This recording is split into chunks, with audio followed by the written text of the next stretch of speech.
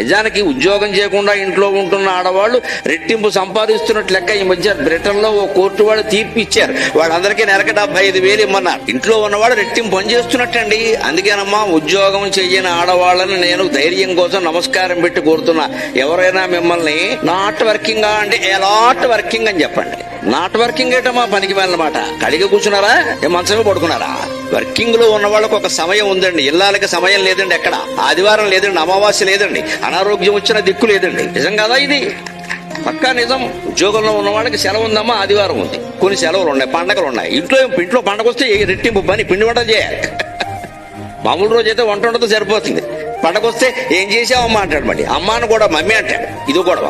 అమ్మాన్న కూడా తెలిస్తేగా. మరి రెట్టింపు పని చేస్తున్న ఆడవాళ్ళని నాట్ వర్కింగ్ అంటారేమిటండి? ఎలాట్ వర్కింగ్ అంటే మనం పని అంటే మన దృష్టిలో సంపాదించేది మాత్రమే పని అనుకుంటాం. ముందు ఆ దృక్పథాన్ని మార్చుకో.